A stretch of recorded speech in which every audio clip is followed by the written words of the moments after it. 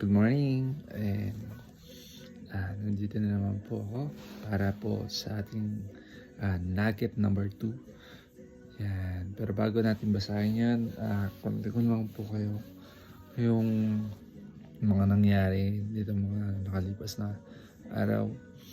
Bali, supposed to be, dapat kahapon ko po binasa yung nugget number 2, pero dahil medyo naging busy po tayo, dahil lumabas po kami ng aming bahay at ganun din po medyo may konting emergency dahil yung isang pasyente po namin ay nasa hospital at na ICU po siya.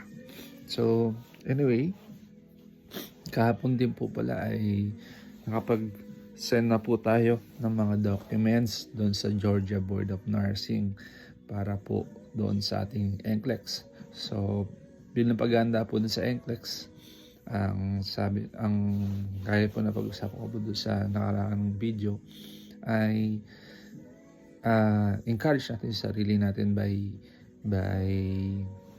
motivate natin yung sarili natin by reading this book called Let Go of Whatever Makes You Stop. So, para po basahin na po natin. So, nugget number 2, when you're trying to be like someone else, the best you can ever be is number 2. So, sabi, kapag tinatry na po natin na maging someone else or katulad ng iba, we are trying to be number 2, hindi po number 1. Yan, kasi meron lamang tayong sinusundan. At dito sabi, you and I are born equal but also different. Do you want to stand out in the world? Then be yourself. Be what you really are. This is the first step toward becoming better than what you are now.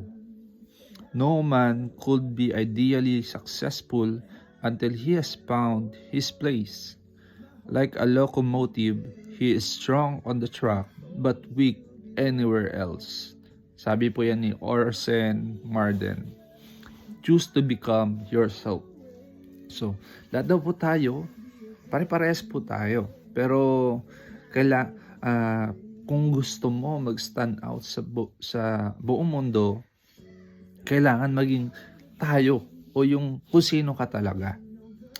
So, hindi naman daw tayo magiging tayo o kung sino talaga tayo kung hindi tayo hakbang papunta doon sa better na kung sino tayo.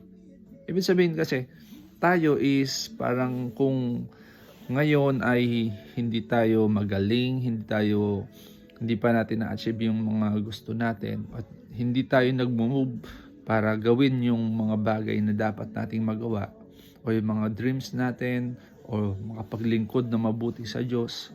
Kung wala tayong ginagawa or yung mga faith natin na yung mga napag-aralan natin sa Bible ay hindi natin ina-apply, ay baliwala lang. So kailangan meron tayong gagawin para mabago natin ating sarili at ma-move natin yung sarili to become better or the best version of us. So, tuloy po tayo. Avoid following the crowd. Be an engine, not a caboose. Or as Herman Melville wrote, it is better to fail in originality than to succeed in imitation. So, kailangan daw, wag tayo susunod saan po? Doon sa mga karamihang mga tao. So, mas maigi daw po na mag-fail tayo na merong originality kaysa naman yung sinusundan lang po natin yung ibang tao sa mga normal na lang ginagawa. Okay? Average people would rather be wrong than be different. The relinquish 3/4 of ourselves in order to be like other people. So, conformity is the jailer of satisfaction and the enemy of growth. Did you know you're destined to be different? Dare to be different and follow your own star. So parang yung pinupunto po dito ay tayo ay merong sariling kakayanan at hindi na tayo dapat sumunod pa dun sa crowd o sa ginagawa ng marami. Be yourself.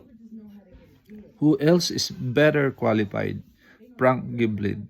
Ask yourself to question, if I try to be like him, who will be like me? If I'm not me, who will I be? The more you develop your personal, the less you will become like someone else. Trying to be like someone else is self-defeating, and one of your main purpose in life is to give birth to yourself. As long as you're trying to be like someone else, the best you can ever be is number 2. So, parang ganun pa rin po ang sinasabi niya na be yourself, be the best of yourself or better qualified than who you are today. So, yan, we can reach our destiny taking another man's road.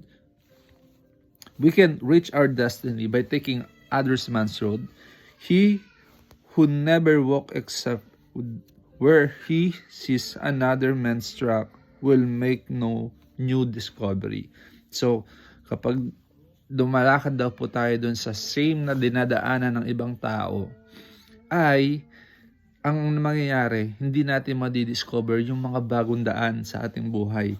So, same lang din po yung makukuha natin. Kung lalakad tayo sa ganitong ginagawa natin, halimbawa ay panay lang tayo kain, tulog, trabaho, at hindi natin ginagawang special yung mga bagay, wala tayong Diyos sa ating buhay, hindi natin ni-discover, kinikilala pa ang Diyos, at ina-apply yung mga nais ng Diyos sa ating buhay, wala tayong bagong discovery, hindi natin makikita yung much more blessing ng Lord. So, do not follow where the path may lead go. Instead, where there is no path and leave a trail. So, masabi dito ni unknown to ni unknown, wag na natin daw sundan yung mga path na nagawa na. Kasi 'di ba pag mayroon tayong pinupuntang bundok, 'di ba, nakakagawa tayo ng trail kapag lagi yung dinadaanan. Kung ano lang yung nakita ng mga dumaan doon, yun lang din makikita mo. Mas maganda daw yung medyo malos ka o mawala ng konti doon sa dinadaanan ng mga normal na naglalakad doon sa isang trail na yon.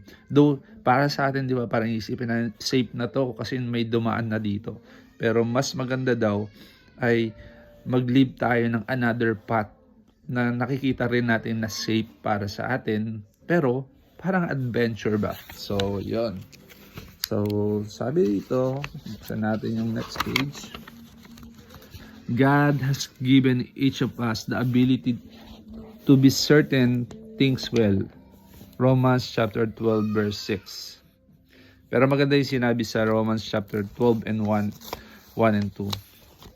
Ito yung, don't let the world around you squeeze you in its mold, but let God remake you so that your whole attitude of mind is changed. Romans chapter 12 verse 2.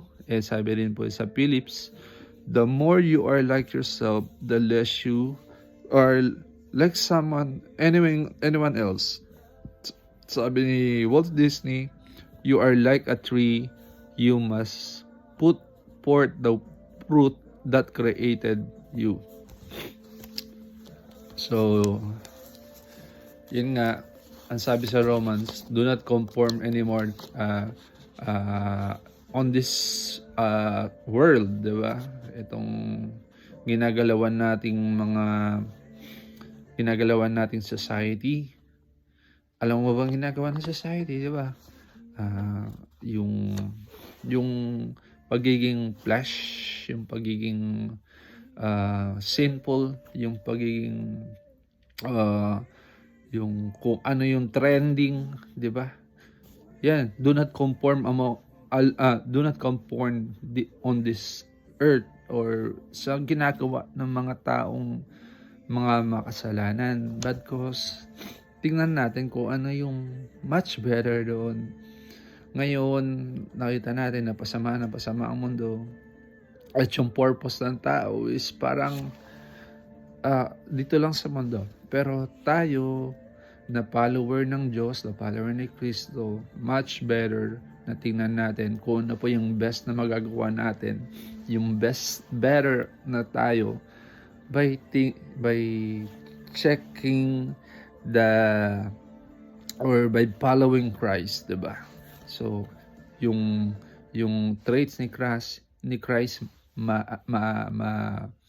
ma-acquire natin yung kanyang pagiging loving, yung kanyang pagiging compassionate, yung kanyang pagiging kind, yung kanyang pagiging merciful, and syempre yung patuloy na binibigay niya mga turo sa atin, alamin natin, at yun ang magiging best sa atin, better than who we are right now, and better dito sa mga taong nakakasalamuha natin. So, you can't be common. The common goes nowhere. You must be uncommon to be a champion. Your responsibility is to remake yourself, but to make the absolute best of you, the best of what God made you. Don't compromise yourself. It's all you got. Almost everyone wasted part of his life in attempt to display qualities he does not possess. Someone by Samuel Johnson, sabi niya. So, dapat hindi raw tayo yung parang, kaya nga, gaya na sabi, yung parang commoner lang. Kasi yung mga commoner, kung ano lang yung na-achieve ng mga tao dito sa mundo, yun lang din ma-achieve ng natin kung magiging commoner lang tayo. Dapat, ang sabi, dapat tayo maging uncommon to be a champion. Ang responsibilidad daw natin sa ating sarili ay gawin natin yung pinaka-best natin kung sino tayo na ginawa ng ating Diyos. Remember, we are fearfully and wonderfully made by God. So, wag natin i-compromise yun na tayo ay ginawa ng Diyos na magaling, na the best, na meron tayong magagawa para sa buhay natin ito. So, wag natin sasayangin yung pagkatao natin para lang i-attempt na gayahin yung mga taong nakapaligid sa atin sa araw-araw natin nakasalamuha, sa trabaho, o sa mga nakikita natin sa TV, pero magiging the best tayo kung paano tayo nilikha ng Diyos base doon sa kanyang mga salita.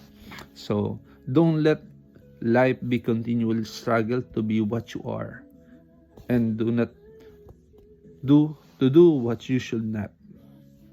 You are unprecedented miracle. You are as God made you, and since He is satisfied, you should be too. So, tayo ay nilikha ng Diyos, at kaya dapat masatisfied natin ang Diyos kung paano tayo niya nilikha. So, yun yung pinaka-ultimate goal natin, to give glorify to our Lord God and to our Heavenly Father. So, yun guys, no? Napaganda na itong nugget number 2. So, ang pinaka main purpose talaga nito is hindi ito para sa sarili natin, is to make glorify to our Lord God. So, ngayon, napakagandang isipin na yung ating pagsisumikap na mag-review, yung pagsisumikap natin na mag-aral para ma-achieve yung purpose natin, na yung goal ko na mapasa yung NCLEX is to glorify my God. Kasi it will open a lot of doors and opportunities para po sa inyong lingkod, na mas makapaglingkod sa Kanya, makatulong sa mga tao na naiisip kong tulungan, and especially yung church po na nais po natin ipagpatuloy ay masuportahan. So, napakabuti po ng Diyos dahil alam ko na hindi niya po tayo pababayaan. Samahan niya po sa patuloy na pananalangin at patuloy na pagsusumikap sa ating buhay. Kaya rin po, gumawa po kayo ng mabuti sa inyong buhay. Gawin niyo po yung best para sa ating Lord. Alam ko po na gagabayan niya po kayo. Sa pangalan ng ating Panginoon Jesus. Salamat po.